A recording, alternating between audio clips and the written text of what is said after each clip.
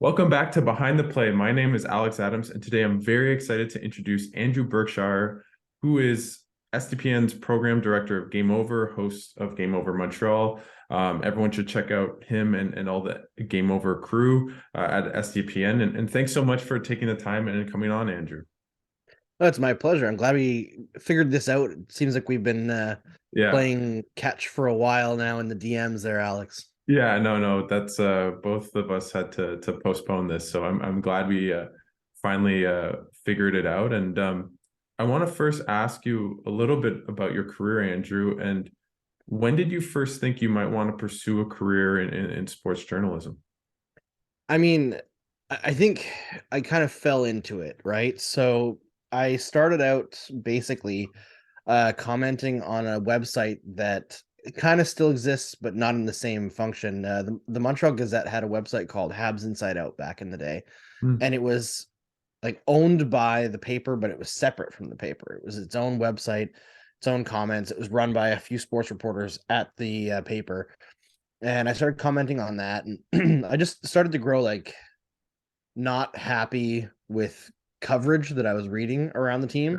And this is at the same time I was in university, and I was like not very happy with how things were going there either. I was in political science, kind of Oh, losing cool. my passion for it, losing like seeing the end of the tunnel and not many great jobs, you know, Yeah. lining up. So I just started writing on like an independent blog, and then the person who founded Habs Eyes and the Prize, who had joined SB Nation, came to me and was like, "Hey, do you want to write for this site? Be a bigger audience?" And I was like, "Sure." And I wrote there a few times. My first column there got featured on NHL.com, which Wow. was pretty cool. And then through writing for SB Nation and the exposure that got, I got exposed more to the analytical side of hockey. It was like the beginning of the advanced stats or metrics, whatever you want to call it, movement, that data movement, and trying to understand the game. And I've always been a very science oriented person and wanting to learn more than you know I know at the time. So, and also obsessed with being right about things. So it seemed very necessary to me to dive in head first and become part of that stats community. So I did that. And I think it was only about a year after I started writing for Eyes on the Prize that Robert Lefebvre had retired. Kevin Van Steendelaar was the managing editor at the time. The site was kind of stagnant, and I was doing a lot of work. So I reached out to the head of SDPN's hockey, or not SDPN, sorry, SB Nation's hockey department, Travis Hughes, and I was like, "Hey, I think I deserve to get paid for the amount of work that I'm putting in." And he agreed. And within a couple months, I was actually managing editor of that site. Hmm. And we took that website from about 80 to 82,000 page views a month over just under 3 years. I started in it was like November, like maybe December of 2012 during the lockout, that half season Yep. lockout.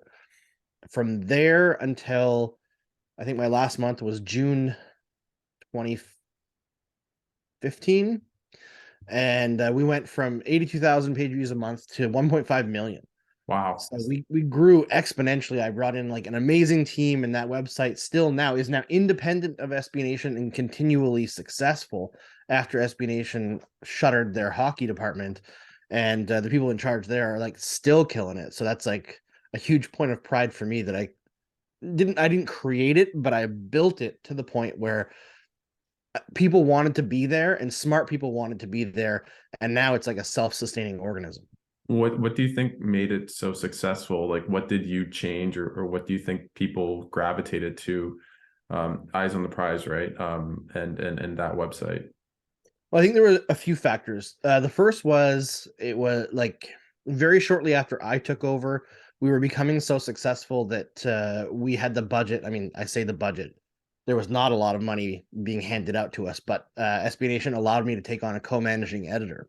So I brought in Mark Dumont at the same Mm, time. yep. So Mark and I were just like obsessed. We were all in on this thing. We wanted to build it into this mega movement, mega website, and we spent like I was working probably 14 hours a day, Wow. 7 days a week, almost the entire time. I had 1 week where I went to Hawaii in 2014, and that's it. Making very little money, making personal sacrifices. Thankfully, my wife had a full-time job to support us at the time because I wasn't pulling in anything. So it helped in that way, right? Being able to dedicate yourself that extensively to coverage was good, but also we approach things differently than media at the time. Things have changed a lot in media over the last 10 to 15 years, but we were the only website in that covered the Montreal Canadiens that used that data, that used a high level analysis to look at players, right? So where you would go to the Montreal Gazette or RDS or TVA, what have you, La Presse, and there could be great columns written by great writers, but their analysis was a lot of the team said this, so it's this, or this person who's involved in hockey told me this, so it's this. There was very little actual analysis going on. So our approach was like, here's all the information. Based on this information, these are the things that we think based on such and such and such and such.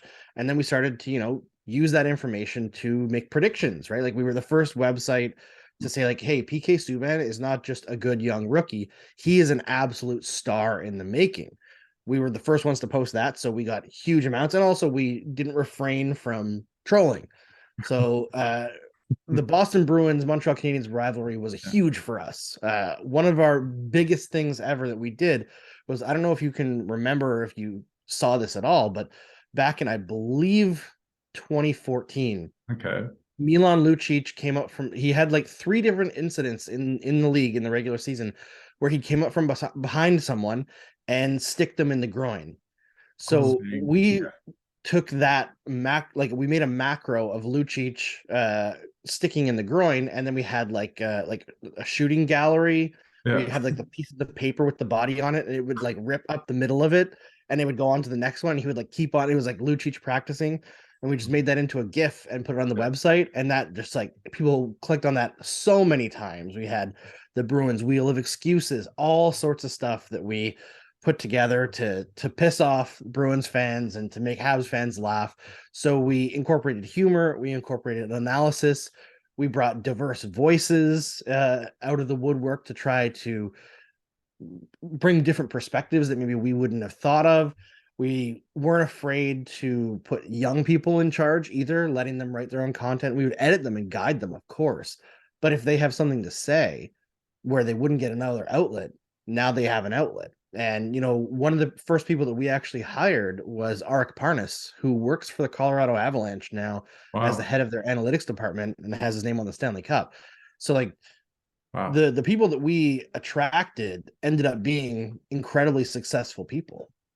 I want to ask you a little bit about the analytics part and what did you do at that website and even maybe now in terms of how do you bring analytics into an engaging story line or storytelling in pieces that you work on or as a podcaster as well?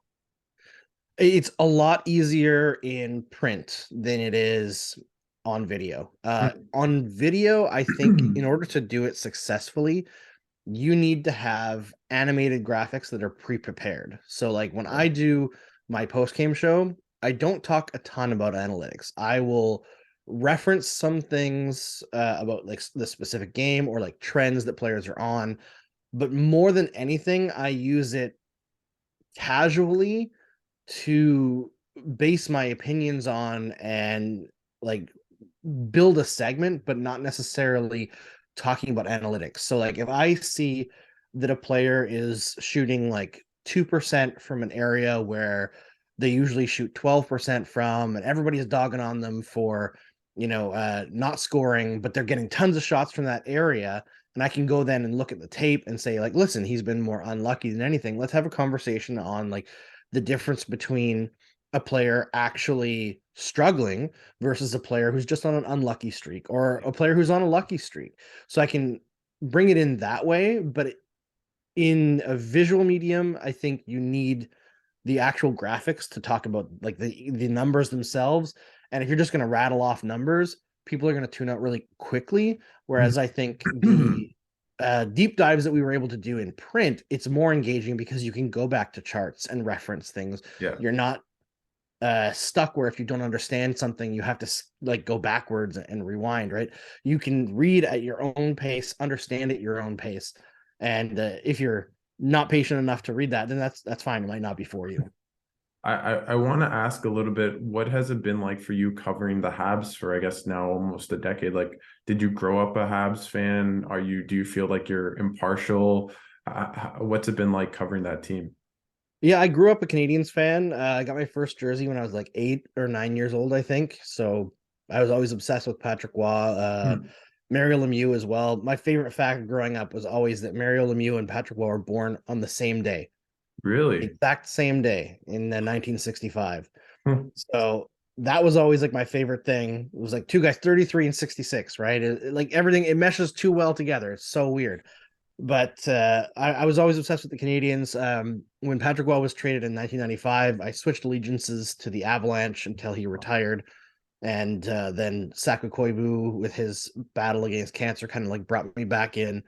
Um, I would say that I'm more a Canadiens fan now than I was a few years ago, just because when you spend time following the ups and downs of a team every single day, it's hard to not have any sort of rooting interest. And that's where I come from whenever I have a big problem with people in media who say that they're just not fans, Okay. right? I Yeah. think that there's different layers of fandom. There's the people who can't see anything outside of their own team's perspective, and there's the people who have a rooting interest, but it's not going to, like, at the end of the day, if their team loses, they're not going to throw a temper tantrum and have trouble sleeping that night. That's where I'm at, right? Where I'm now back to the point where I would like the Montreal Canadiens to do well. I would cheer very hard if they did do well.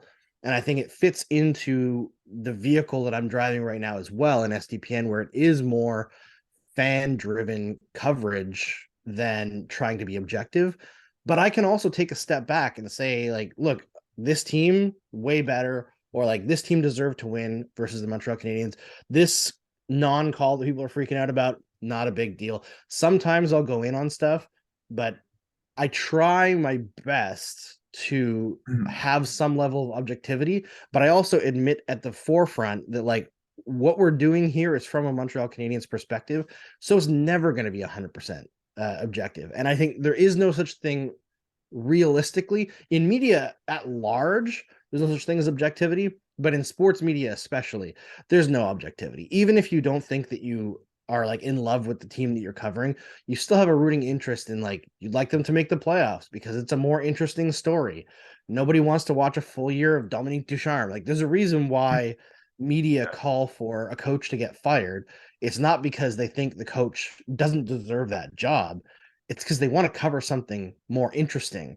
They want the team to be successful. They want to talk about something that isn't so depressing. And that in and of itself is another form of fandom. So I kind of like, my back gets up a little bit when people say that they aren't fans, especially people who are very clearly fans. Is it more like, it's a bad quote to say, but it's not, you're not necessarily balanced, but you're fair, if that makes any sense. Is that kind of, if that makes any sense?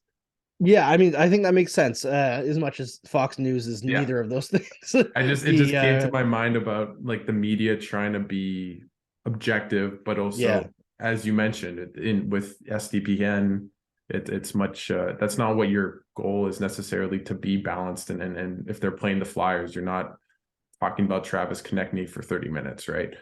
that's right, right. Yeah. Unless they do something spectacular, we're never stopping ourselves from doing that if something crazy happens, right? But like what I always say to opposing fans is, like, you're always welcome on a stream, but number one, behave yourself, and number two, recognize that it's not actually about you.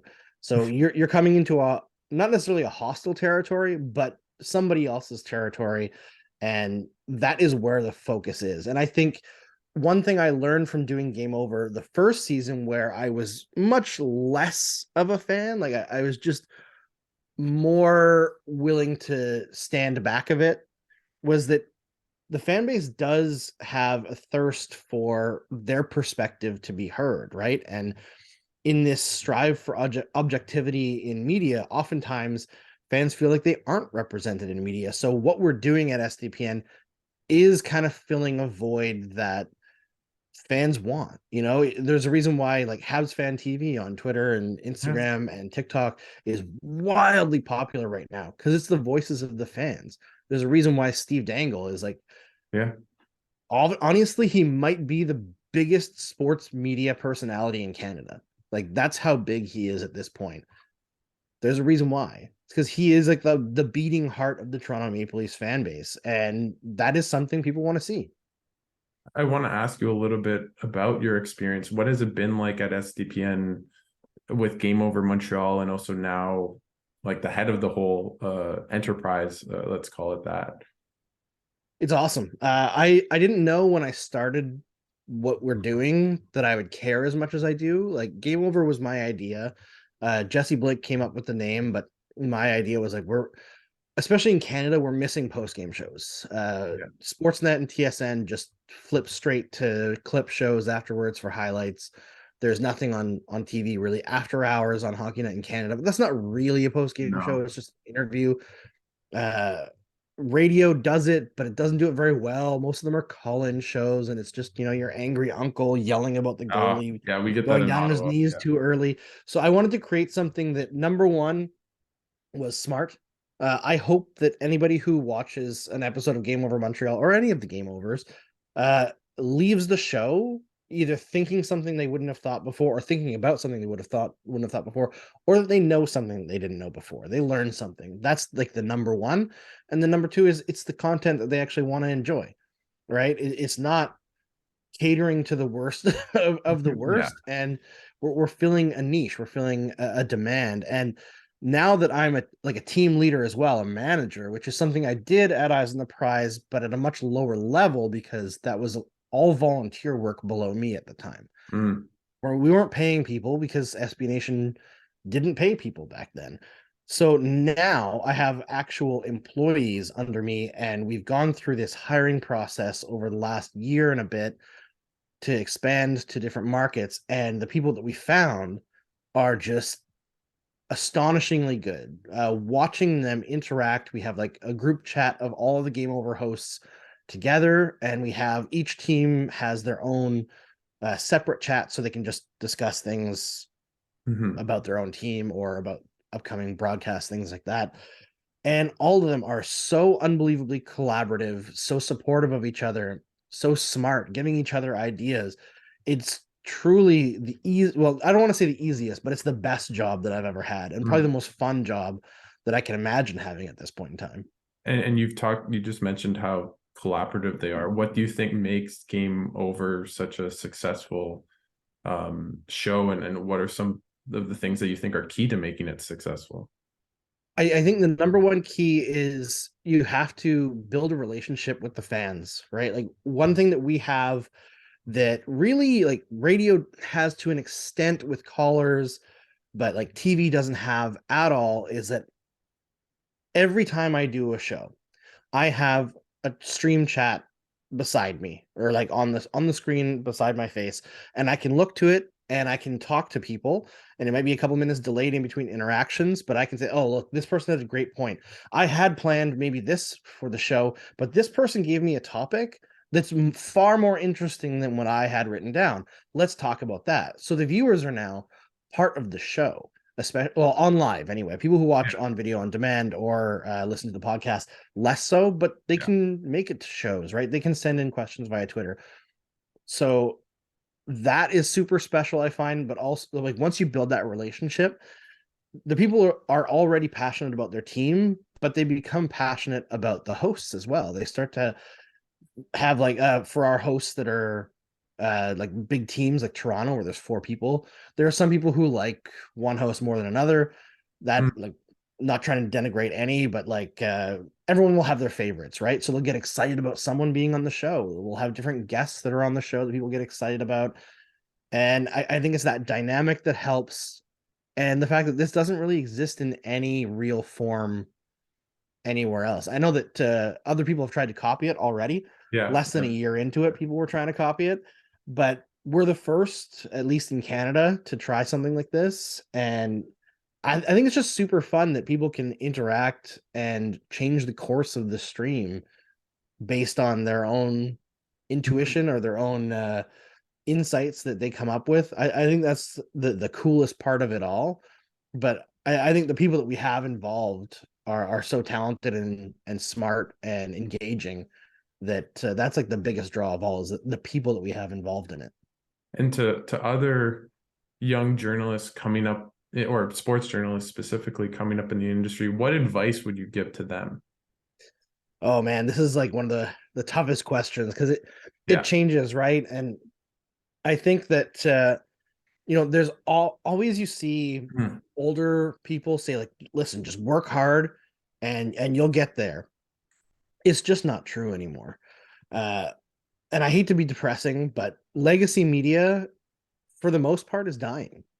Radio has been stripped to the bone now, where one person is doing at least four people's jobs in every radio station on every show across Canada, probably across North America.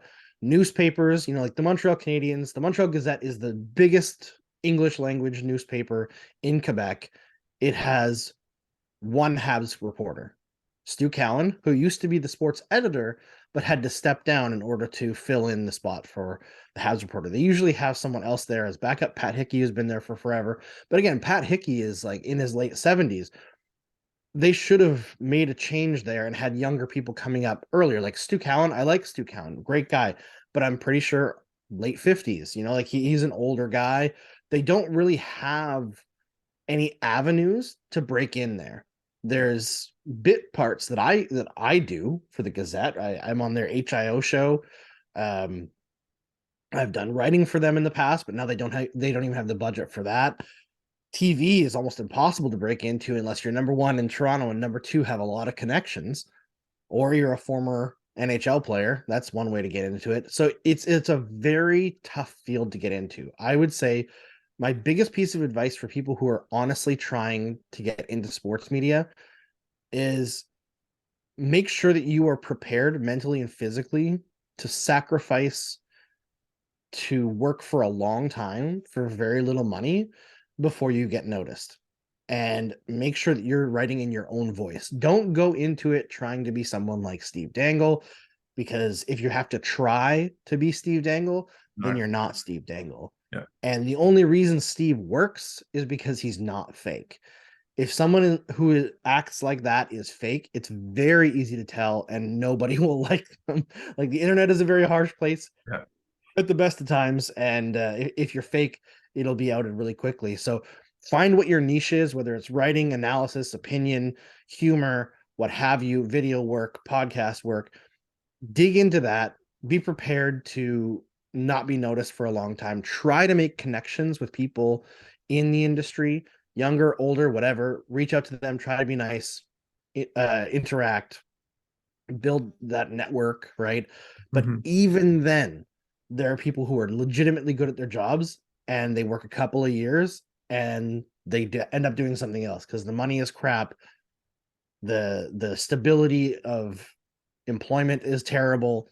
It's a really, really tough industry to get into. So you better be unbelievably passionate.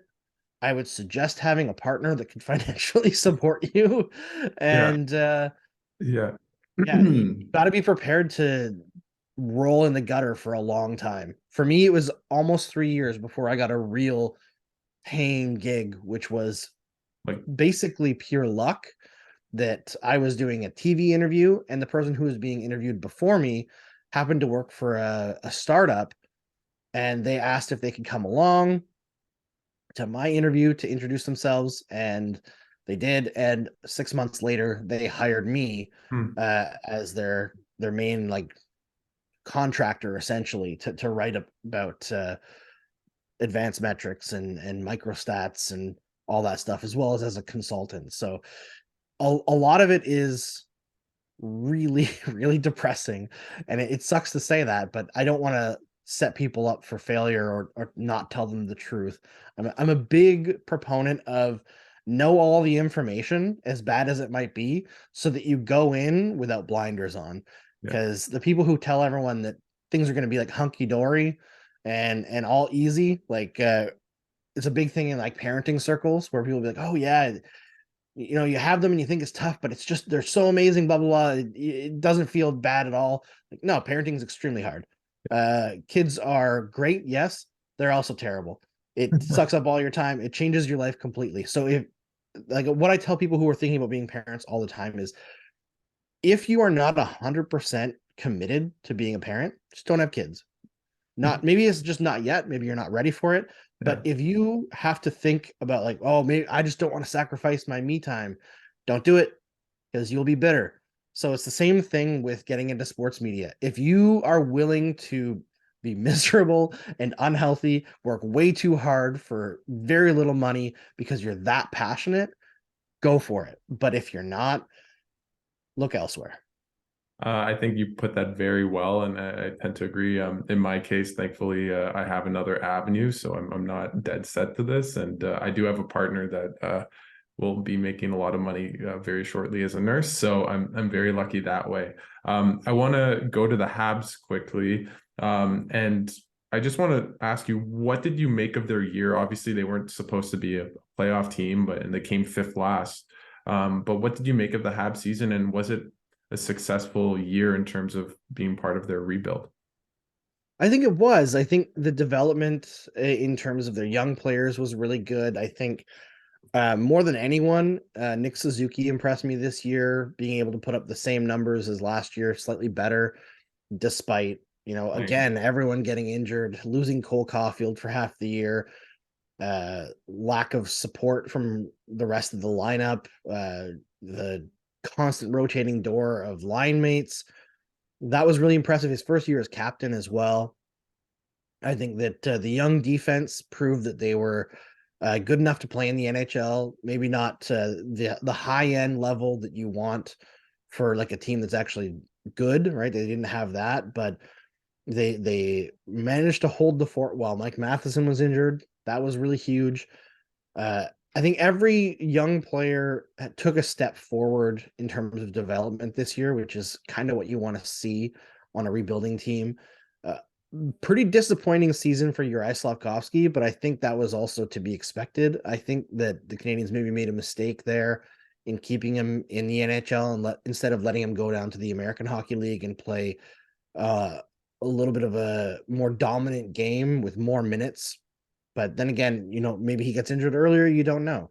The injuries really did derail the season. That was the biggest problem. But overall, I think it was a pretty successful season from them. They have a good pick in this upcoming draft, another one from Florida That in the first round. So that helps as well. Obviously, everyone wanted Connor Bedard, but if they leave with someone like Matvei Michkov, I don't think people are going to be that upset overall. It's still questionable what they're going to do with that pick, but they're in a good position. That's what I would say. And the development from their young players might be the most encouraging thing of all. You look at Lane Hudson in the NCAA, absolutely dominant season. Sean Farrell did the same before joining the big club at the end of the year there. Joshua Waugh, one of the best players in the QMJHL. Riley Kidney changed his game completely from being a perimeter player to a guy who drives the middle and went from maybe one day a possible like third line NHLer to looking like he could knock on the door of the NHL very quickly.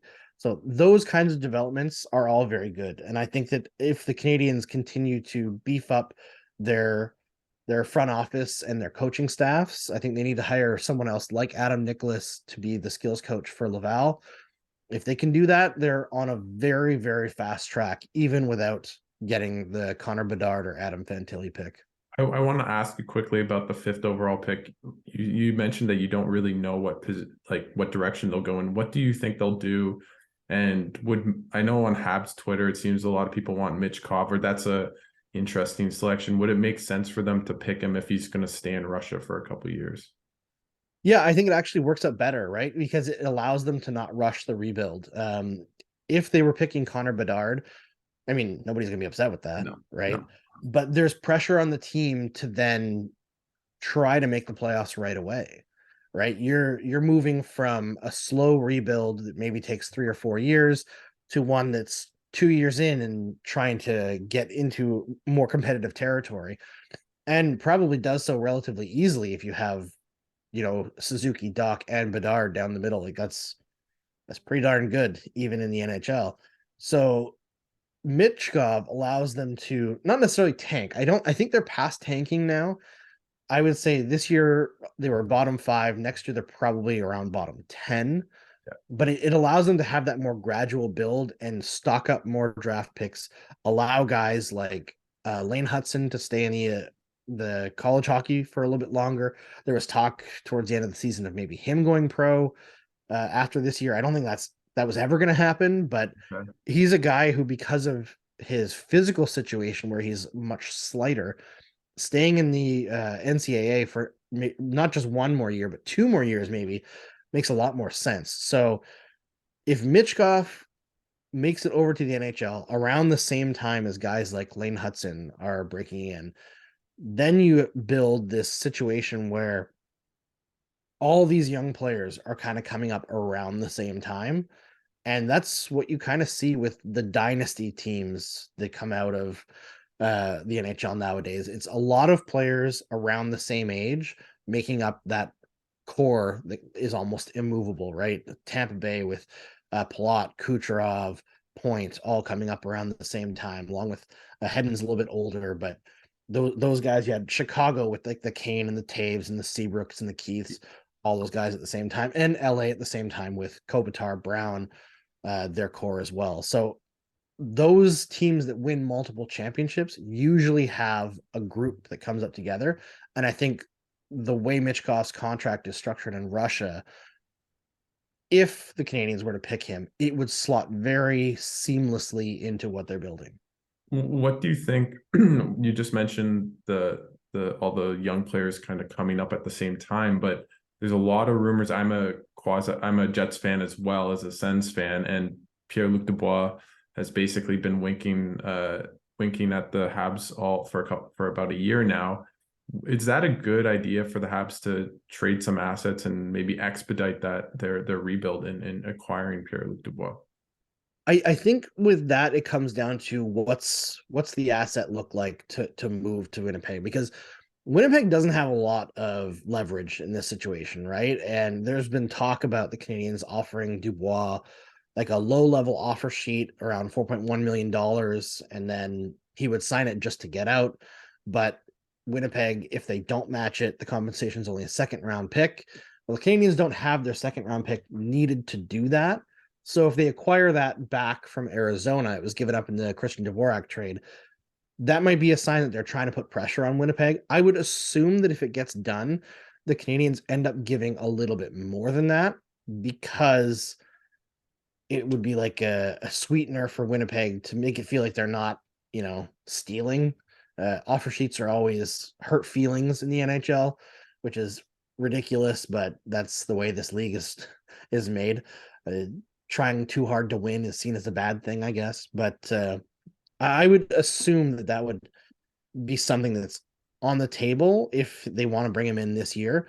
But the Canadians can just wait until he's an unrestricted free agent. He's a restricted free agent right now, 1 year until unrestricted free agency. They don't need to push the needle unless they're worried that he's going to decide he wants to go somewhere else. If he feels like he needs to be wanted, I would be for trading up to, like, if Florida beats Toronto The 29th. and that pick becomes the 29th overall this year, not the worst idea to send that over to the Jets for Pierre-Luc Dubois. But outside of that, I don't think they're getting much. Like I saw a bunch of Jets reporters floating the idea of Kirby Dach for Dubois. That's never going to happen. Just based on leverage and market value, that was never going to be on the table. It doesn't make any sense. Dach is a controlled asset who just had a breakout year, and Pierre-Luc Dubois is a guy who has now asked for a trade from his second straight team. So it's a tough one. But Dubois is a good player. The only thing with him is, like we just said, second straight team where he's asked for a trade. He wants to go to the Montreal Canadiens. Maybe that's like where he will be his best self, but maybe in a couple of years he asks for a trade again. He seems to be a little fickle. Yeah, no, definitely. As a Jets fan, we've just had that experience all year, and it's definitely not fun. So, Yep. I want to ask a little bit about the job of Marty St. Louis, I think most of Habs fans enjoy him as coach or think he's good. But do you think he's the right coach to lead this team going forward when they are maybe competitive in 2-3 years from now? I do. I do. I think that one of the things that's been interesting about St. Louis is he's talked about integrating things at a very slow pace, which works really well with a rebuild, maybe not so well with a competitive team if you were jumping into it right away. But when he first took over, he talked about the concepts that he has for building a winning hockey team and, letting guys be free to make reads. But one thing that he has said repeatedly is that it's really difficult to teach what he's trying to teach and also teach to win at the same time. So you need to get the fundamentals of what he's trying to do first and then incorporate that into a winning strategy. So I think we haven't seen the winning strategy yet. There's a lot of freewheeling with the Montreal Canadiens, especially on defense. I find some stuff that I wouldn't do.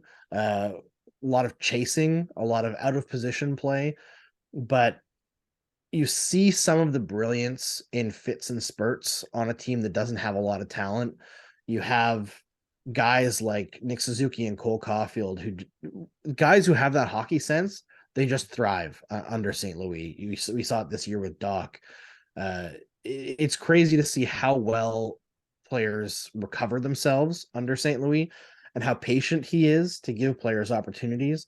So that's been really fun. But I think overall, we haven't seen it's like I don't want to pull out too many references to different types of media, but it's almost like Dragon Ball Z, and we haven't yet seen his final form. And when we do see that, I think it's going to be because he's coached the core of that team for a few years and instilled those concepts over time, and they're ready to compete, be a lot better, and that's going to be interesting to watch. I don't know what the team's going to look like, but I have a feeling it'll be very, very fun to watch and produce a lot of offense. And Cole Caulfield, you mentioned he's such an exciting player, and obviously he's an RFA this summer. And what do you think about that situation? How likely do you think it is that he's signed long term with the Canadiens, and maybe what kind of contract is he looking for? I would assume that it's almost a done deal that he'll be signing for 8 years. I Okay. don't see this as an organization to play around with that kind of thing. They know what he is. It's been very obvious since he took his first shift in the NHL what kind of player he is. I would assume what the sticking point is at this juncture is the Canadians don't want him to be paid more than Nick Suzuki. And because of the goal scoring that Cole Caulfield has accomplished so far in the NHL at such a young age, like he has a lot of leverage to be paid more than Nick Suzuki. Suzuki has historically kind of struggled to produce offense at even strength without Cole Caulfield. So there's an argument to be made that offensively, everything on this team goes through Cole Caulfield's stick at the moment, and that gives him some good bargaining power. But if you listen to what Cole has said about the subject, he's just not in a rush. It doesn't really matter for him or the organization how long it takes. They'll figure it out. So I don't expect any big hiccups there. I think it'll end up being 8 years between $7 and $8 million a year. And within 1 or 2 years, people will be talking about how much of a bargain contract that is. I want to ask a little bit about what else that Montreal Canadiens might do this summer, obviously, and maybe just what you've thought about the new management core of Jeff Gorton and Kent Hughes, and the job they've done as the heads of the Montreal Canadiens. Yeah, they appear to be really smart. Like we're only a little over a year in, so mistakes can be made. Eventually, they'll probably bungle something, but so far, their additions have all been pretty big winners. All the trades have been good to great value. I think Kent Hughes seems to have a nose for who will fit on the team, which is a huge thing. And you can see the like outline of what they're building or what they're trying to build towards, and that seems good. They seem to be focused on the right things. I know that people were making a big deal out of Kent Hughes saying that character matters for drafting, because they're looking back at Marc Bergevin, and Marc Bergevin always talking about like character being the most important Yeah. attribute.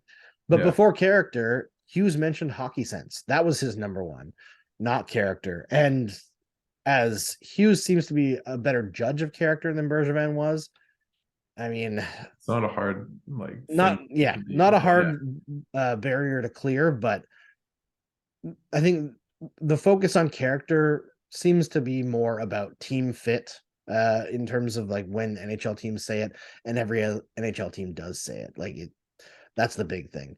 A lot of the paranoia right now is if they're going to draft for size. I don't think that is a huge deal. I think that people are paranoid about Uri Slafkovský being taken last year based on size alone. But the difference is that Uri Slafkovský, in terms of talent level and projectability, even if you weren't a huge fan of him, his projectable like end game is not much different than Shane Wright or Logan Cooley. There's not a huge gap there. So they went with size in that scenario and personality in that scenario to like it was all things being equal, yes, they will go with size, right? But if Mhm. it's Matvey Michkov versus Dvorsky, I don't think I could be wrong. I don't think they're going to trade down that far in talent level because of size, Yeah. just based on everything else that they've done so far in this new management group. But before I let you go, I want to just ask what do you think next year? You mentioned maybe being bottom 10 in the league compared to being the fifth worst team, but what would be a successful season for the Habs next year? Well, it really depends. If Sam Montembeault repeats last season, if he's actually that good, then they have to climb 10 to 15 standing points at least.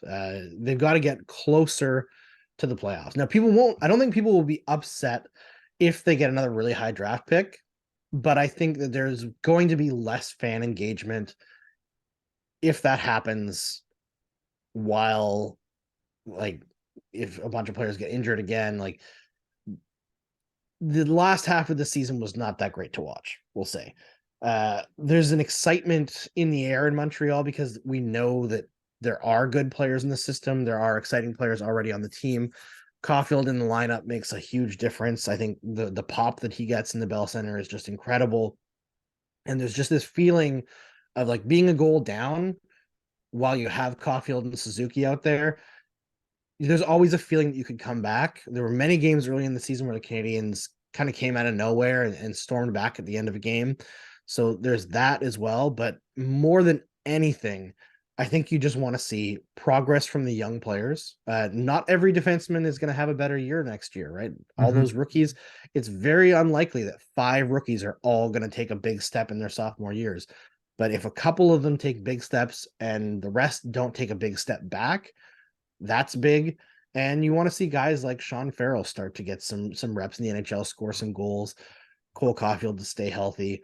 I mean, the whole team to stay healthy would be nice for once. It's been 2 dreadful years in that department. But more than anything, people just want to see entertaining hockey and the continual trend being upwards, right?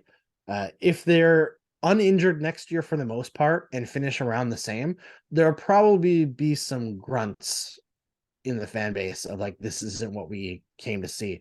But I think the only way that actually happens is if Montembeault takes a step back. And if the goaltending ends up being an issue next year, whatever. Yeah. The last thing you need when you're getting towards competition is to find the goalie. I think that's the easiest job, to find a competent goalie. You just need around league average. You don't need Carey Price for the most part in the modern NHL if you've built a team correctly. So build the team itself. Don't go too far in search of a goalie this early, and you'll probably be okay. Well, thank you so much, Andrew, for taking the time and coming on. I just want to give you the floor. What are you working on going forward? Anything at SDPN that people should kind of be excited for, or anything you want to plug for SDPN?